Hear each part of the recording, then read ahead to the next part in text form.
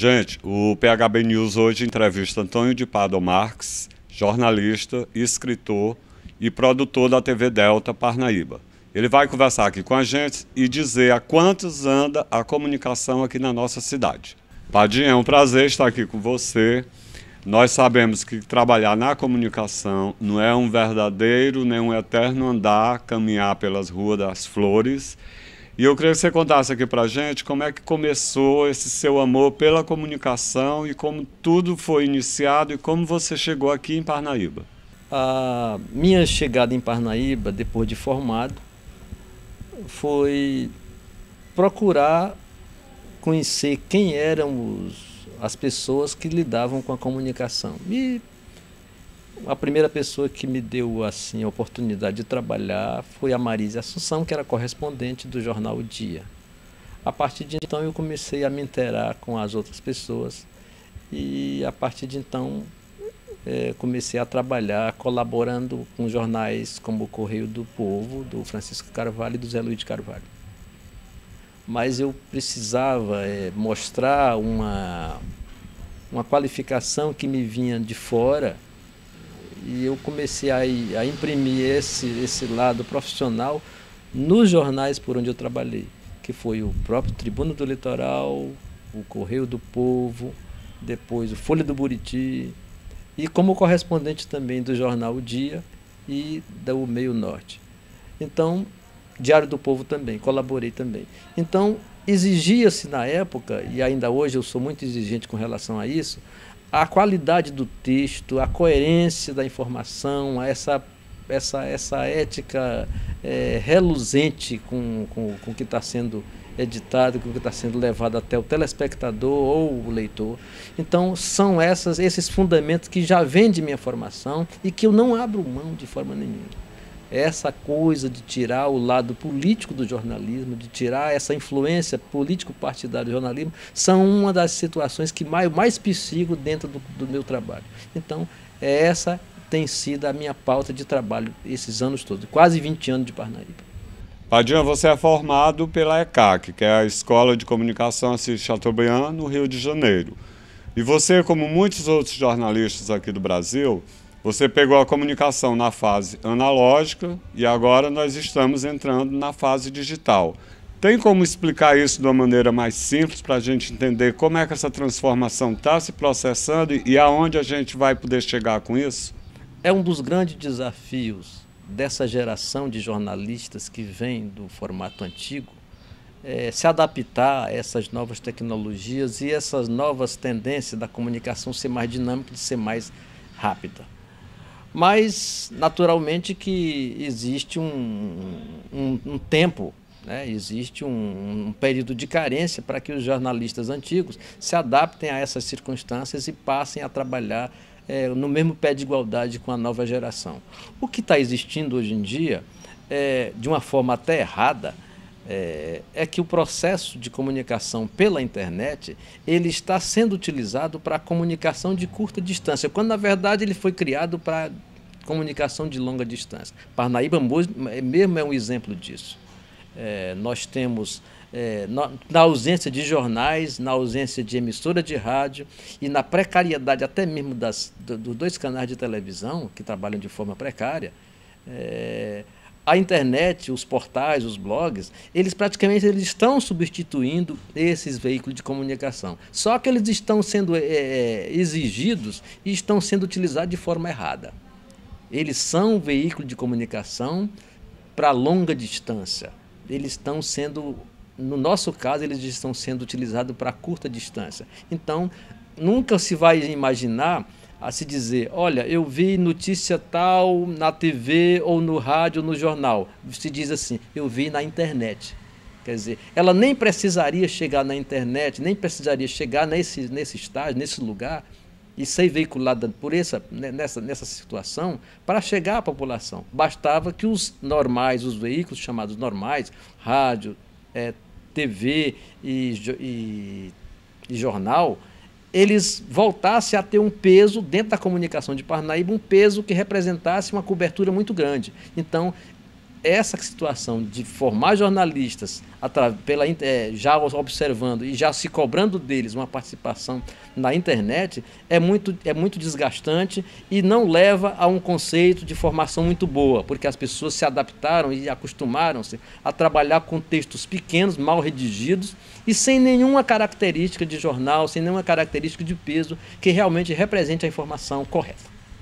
Padinha, a gente sabe que a problemática da internet, que hoje está mexendo com tudo, está modificando até mesmo a forma como a notícia é veiculada, ela tem um lado ruim, porque a internet praticamente nasceu com a força militar, né? Para se comunicar e para poder ter mais eficiência. Depois foi que ela ganhou esse peso social que ela tem hoje. Ela agora é praticamente livre, né? Todo mundo diz o que quer, fala o que quer, posta o que quer. E se você focar aqui para o universo de Parnaíba, a gente percebe que a maioria dos blogs, eles se restringe a falar de tragédia, acidente, folha policial, fofocas, essas coisas. E a gente vê também que, em relação aos meios mais tradicionais, como o jornal, a rádio, você percebe que falta o apoio, assim, na maneira até de consumir da sociedade, porque a sociedade também é uma peça importante no complexo da comunicação. Então, por que tanta coisa feia, ruim, está sendo veiculada e tem tanto público, tem tanta aceitação, quase que universal, enquanto as coisas boas, os bons textos, as boas matérias que fazem pensar, parece que ficaram relegadas ao passado? Embora a comunicação, a notícia, a comunicação no sentido geral do termo tenha um caráter democrático, ela é uma ciência imposta ao homem. Então não se pode, tudo que se dá, tudo que veicula, seja pelo rádio, pela televisão, seja por jornal, por qualquer veículo, ela é uma situação imposta, ela não é democrática. Democracia, no caso da televisão, no caso da comunicação, seria não ter nenhuma. Mas com relação a... Então você vê que todas essas notícias ruins, notícias que degradam, que trabalham o lado negativo, o lado feio da sociedade, elas têm mais fluidez na população. Por quê? Porque elas têm a sensibilidade, elas pegam mais na sensibilidade das pessoas de poder aquisitivo, na pobreza, elas tocam no lado mais sentimental das pessoas, elas pegam no lado mais humano das pessoas. Se você veicular uma matéria chamando a atenção para a doação de sangue, porque tem uma mãe passando necessidade, e ao mesmo tempo, nesse mesmo caminho, você veicular uma notícia que foram massacrados 10 pessoas numa casa de shows, o peso acaba sendo a mesma coisa. A tragédia acaba sendo uma peça de chamada para que as pessoas gostem e assistam a essa televisão ou leiam o jornal. Então, a baixa qualidade da informação, que no caso tem mais fluidez, tem mais receptividade da população, ela acaba se impondo em cima da outra de melhor qualidade, a mais cultural, a mais ética, a mais sensível, a que eleva pela educação o ser humano, o respeito à dignidade alheia, ao patrimônio público, ao patrimônio privado. Então, as pessoas... você pode observar o seguinte: o rádio, como ninguém precisa saber ler nem escrever, o rádio foi um dos primeiros veículos de comunicação a planear toda a população. Você não precisa saber ler nem escrever para ouvir rádio, mas para ler jornal você necessita saber ler. E ter um senso crítico ao interpretar um texto, você precisa a partir dali, né? Televisão já é o aperfeiçoamento do rádio, porque ela lia imagem com som. E a internet... Ela é o resumo dos três, só com a maior rapidez de cobertura. Então, a tendência é que a comunicação humana, a partir de agora, ela vá para a vala da baixa qualidade. Isso aí é natural, infelizmente, não dá para fazer outra coisa. Infelizmente, quem está tentando fazer alguma coisa dentro de um processo de qualidade da comunicação vai ficar relegado, porque não vai ter oportunidade. a comunicação vai ficar pautada pela rapidez e pela baixa qualidade. Porque quanto mais baixa qualidade ela tem, mais alcance ela tem. Olha, eu concordo em dizer que realmente a internet é o conjunto de todas as outras mídias, mas a gente não pode esquecer que a internet usa a escrita. Então, a comunicação ela deveria continuar mostrando aquele lado crítico e coerente e bem feito, porque a internet, apesar de rápida, você se comunicar com qualquer lugar do mundo, além de outros meios, você também tem basicamente a escrita como o meio, o canal para a comunicação. E essa baixa qualidade, então a gente poderia pensar, eu não sei se eu estou correto, que seria a falta de espírito crítico do comunicador, uma coisa que não pode faltar na comunicação, não é isso?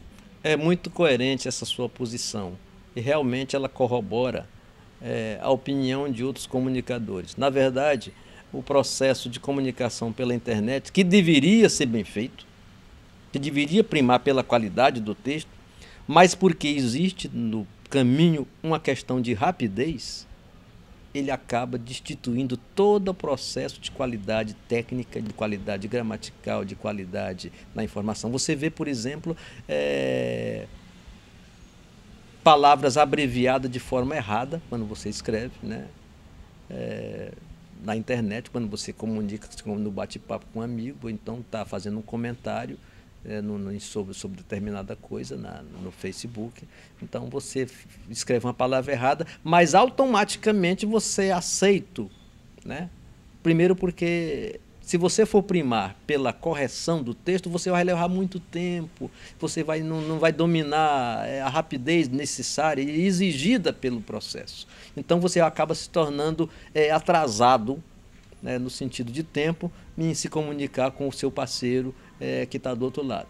Então, existe, na verdade, esse efeito nocivo da rapidez, em que se você não pode primar pela qualidade. Isso acaba prejudicando o seu processo de comunicação, o processo de aprendizagem. E, além do que também, como você falou, o processo de você pensar, de você interpretar uma mensagem e de codificar da melhor maneira possível. Então, você, pela rapidez, você é induzido a escrever errado, a se comunicar errado, a fazer abreviações erradas, e aquilo ali automaticamente é aceito e ganha o mundo, e a partir daí se torna uma regra. Então, é isso. É em nome de uma velocidade que não é necessária, que o discernimento, a interpretação da sua mensagem, ela é levada para o lado errado, em nome de uma rapidez que não tem sentido. Então, isso é um dos lados danosos da internet.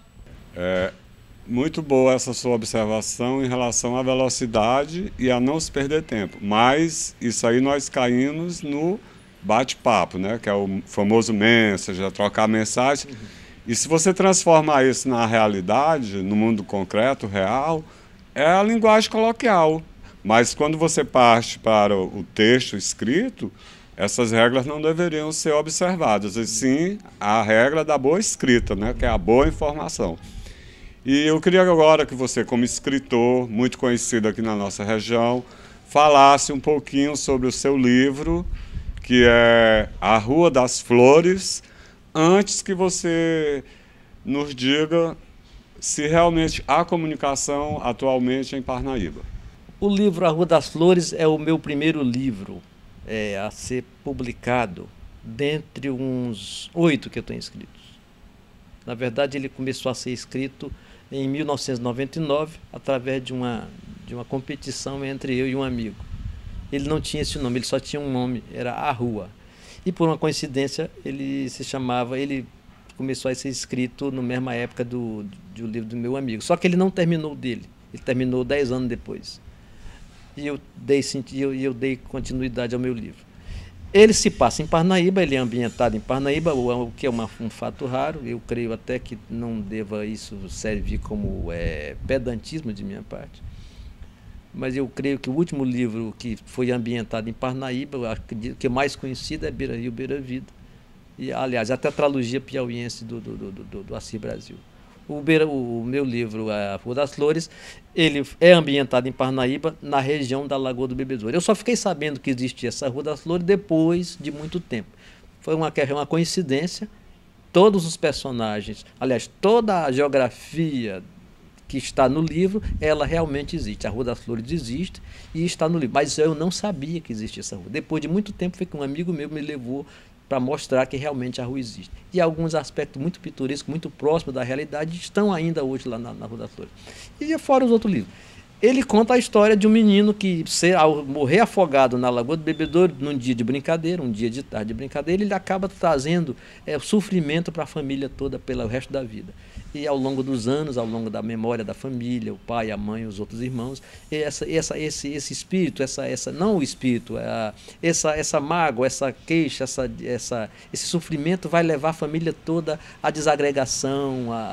Então, em torno da toda aquela família, de toda aquela região, gravitam outros personagens interessantes, uns com maior peso, outros com menor peso, mas todos eles dentro da nossa realidade. Então, quem leu A Rua das Flores vai sentir a proximidade muito grande com a nossa realidade, porque ela dá voz a todas as pessoas. Ela não cria, de forma nenhuma, um personagem, um protagonista. Todos têm o mesmo peso, todos têm o mesmo pé de igualdade. Eu creio que essa é uma das características dos personagens dos meus livros.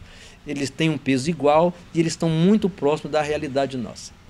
Em relação em resposta à sua pergunta sobre o que existe de comunicação em Parnaíba, infelizmente, nós estamos vivendo um período muito ruim, muito crítico, talvez até irreversível, dentro do panorama da comunicação em Parnaíba. Nós estamos vivendo um período muito escasso, aliás, árido mesmo, não podemos ter outros adjetivos que não sejam esses.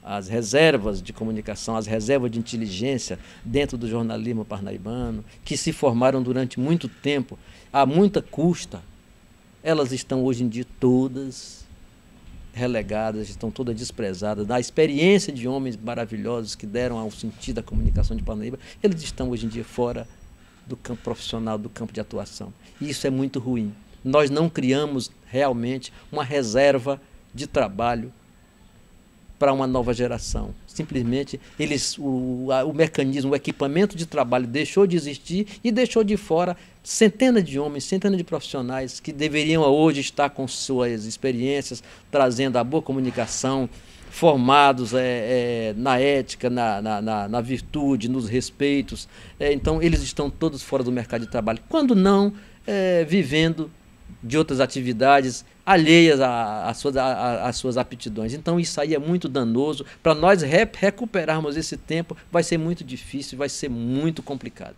Dentro da nossa expectativa de vida, dentro do nosso processo de tempo, isso é muito ruim, porque nós não criamos ainda um mecanismo de recuperação de todas essas pessoas. E que dificilmente, se recuperarmos, vão ser poucos elementos que vão trazer novamente sua experiência para esse campo profissional, que é a comunicação, infelizmente. Bem, é isso aí. Se você quer ser um bom comunicador, escute os conselhos do Padinha. E não esqueça a velha máxima do velho Chacrinha. Quem não se comunica, se trumbica. PHB News fica por aqui e vai se comunicar muito bem na próxima vez.